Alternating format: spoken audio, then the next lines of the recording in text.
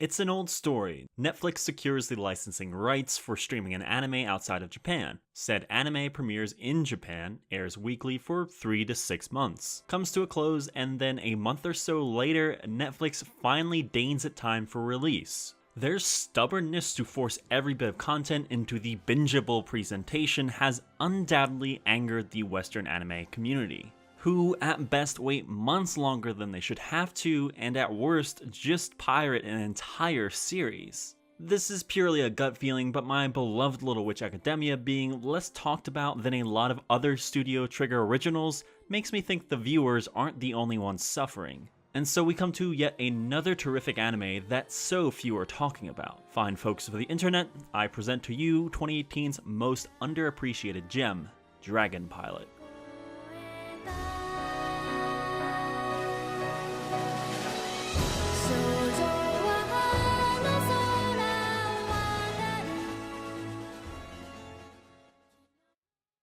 You know, I just want to find something only I can do. The opening line from an unnamed student as Hisune lives out her waning high school life. Further conversations about aspirations carry on as the camera cuts to a blank career paper. Then Hisune repeats in her head, "Something only you can do. Is there something only I can do?" It's this really great start that immediately tells us who she is, a person who is directionless, without a passion she wants to make a career of. She glances out the window to see 2 JSDF fighter jets soaring through the sky and writes, "Air Self-Defense Force." I understand Hisune's desire to join the military. The structure it provides forces people to accomplish the goals before them. Sure, it's possible to be discharged before your contract is up, but it's a lot harder to procrastinate and slip into a daily haze when you have a military lifestyle. All the while, basic needs such as housing, job security, healthcare, a living wage, and so on are taken care of. After graduating high school, it seemed like every few weeks I heard about another classmate enlisting.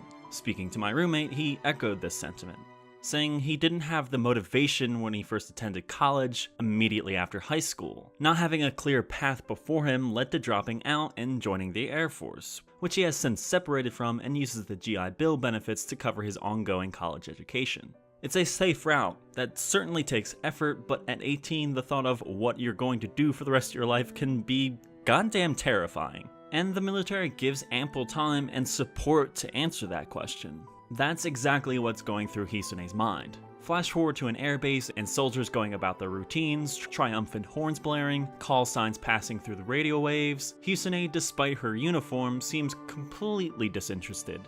That is until she is directed to Hangar 8, when she becomes annoyed and concerned as to why anyone would ask her something outside of her daily routine.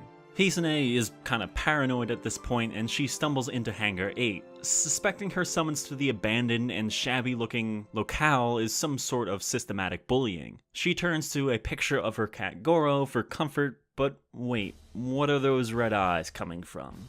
After a short tease of the OP, we cut to the traditional Japanese art as a man describes the history of Japan's relationship with dragons, specifically how the military now has the role of disguising them and women like Hisune are their pilots. Naturally, Hisune is left, well, looking like this. I mean, how couldn't you be after learning that dragons are real, Japan uses them in their military, and she's destined to be a pilot of the very creature that swallowed her earlier in the day. All of a sudden, Hisune is being pulled in a drastic fashion. She was coasting only a few hours ago, and now fate is pressed upon her, being told by the flight leader that she's saved them from a precarious position, having struggled to take care of the dragon without a pilot for several years now. The base commander even calls her a savior, which Hisune insists she couldn't possibly be. In her head, how could she be so important to anyone? At this point, it should be readily obvious how reliant Dragon Pilot is on its visuals. The dilapidated Hangar 8 representing the declining state of the Dragon Pilot program being one such instance. But it's also key to the humor and cuteness. Hisune is encouraged to reach out to the dragon like E.T. The dragon moves towards her. She squirms with nerves as it presses its snout to her head. The anxiety on Hisune's face is, well, really goddamn funny. Then, after all the superb setup, the joke pays off like this. I'm starting to suspect this might be 4. Dragon Pilot is pretty with painterly colors and detailed environments. The military base looks old and worn in all the nooks and crannies it should. Then outwards its appearance is modern and well kept, as to not show any weakness. Character designs are cute, but not in an overly generic otaku bait way. The art of cuteness really comes through in Misaki Kuno's performance as Hisune. Not surprising given her role as Momo Kawamoto in March Comes In Like a Lion. I would say this isn't to begrudge the dozens of anime that come out in a season that look like they're specifically designed to sell figures to otaku, but I'd be lying. Rascal Does Not Dream of Bunny Girl Senpai seems pretty alright. At the same time, its female lead's stocking-covered toes are highly detailed and sold for over $100 before the show even finishes. If that's what you enjoy, fine. We just get so much of it, and the business motivations are so very bald-faced. Dragon Pilot is relaxing, comforting even. Not just for the beauty, but to know that no one is explicitly trying to sell me a figure of an anime girl who looks like the star of 23.7 shows each season. Then we move along to what might just be the best moment of the entire series. Nomu?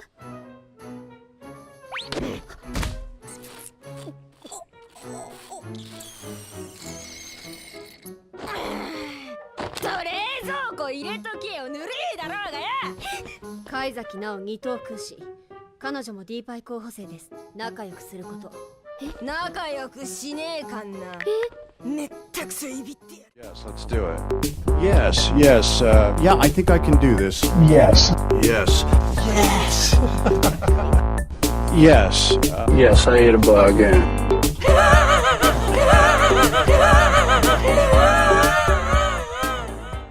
After being pushed along all day, Hisone finally cracks. Dozens of troops gather, all preparing for one thing, the arrival of a new dragon pilot. Hisone isn't up for it though. "I can't do it," she exclaims. She's afraid of the responsibility, of the big dragon looming over her, of change, and most importantly, direction. Fate has dropped a golden opportunity in her lap, but the life of uncertainty that she led up to this very moment is screaming no. Hisune verbally lashes out, I would say with little care, but that paints her as mean-spirited. It's not that, it's just she's frustrated with her situation. This is only natural. Now, she's a poor judge of how to exactly go about this, but thematically it blends so well with the character we saw at the very start. Undecided, staring out into the window and saying, "I guess I don't have anything else." Hisune views her outburst as improper and as a personality default. In reality, it's the best she can do,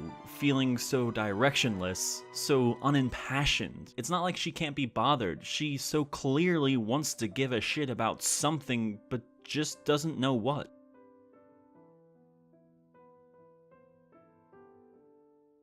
Why are they always making waves? Those damn D pilots. A line uttered by a tough Yankee-looking officer towards Remi Kakuyasu, the female officer in charge of the D pilots. This guy is looking down on her and her all-female crew as disruptors, as wrenches being thrown in the machine, a machine that has been dominated by men. Dragon Pilot is a story about women working in a typically male environment. Follow me here, it won't be too difficult.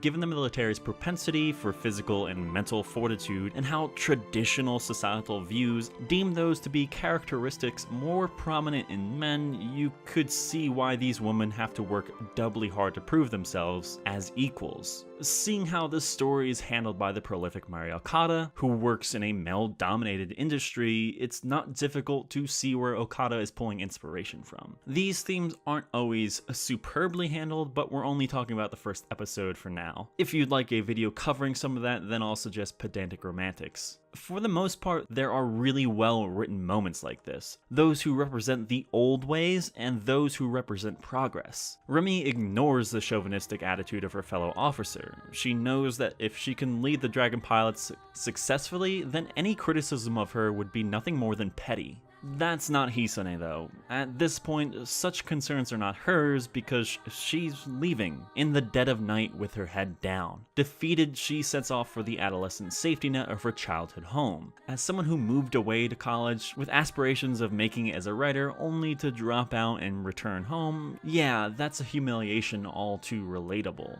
Leaving the JSDF is a big step in Hisane's life, but not a step forward. Departing, she overhears Okuyasu, one of the maintenance workers on the dragons, talking to the creature in the hangar, saying that it's sad that it can't soar the sky despite possessing great power, enduring, stifling itself for the sake of others. And he compares the dragon to Hisane, someone with potential who keeps getting in their own way and is fearful of how others perceive them. And so Hisane slinks into the hangar when Okuyasu leaves and timidly reaches out towards the creature. Because life is always presenting us with choices, paths forward to happiness and fulfillment. But Hisane has been looking the other way for years now, and it's time she realizes that, even if she thinks she's nothing special or that she only hurts people. That when life presents you an option, you deserve to take it. What follows is Dragon Pilot's superb ability to balance cuteness, comedy, and thematic resonance. As Hisane is enamored with the dragon, she sticks her finger out and, in a moment of vulnerability, muttering "E.T." In turn, the enormous animal reaches forward with its snout, touches Hisane, then eats her, violently taking to the skies, and all seems lost as the dragon panics for freedom, ingesting Hisane all the while as a metaphor for their growing connection, one that will be filled with turmoil, but ultimately benefit the both of them. But also, this is certainly vor. Yeah, I quit on quitting. A late line from Hisane as she talks to her mom, confirming her commitment to the JSDF. Then as the Joa lady from earlier passes by and hands her a strawberry Joa, Hisane states she prefers orange, and so she's evolved from a directionless girl with a safe path in her life she chose on a whim to one who is deciding where her life will go, not being afraid to tell people what she thinks when she needs to for her own good.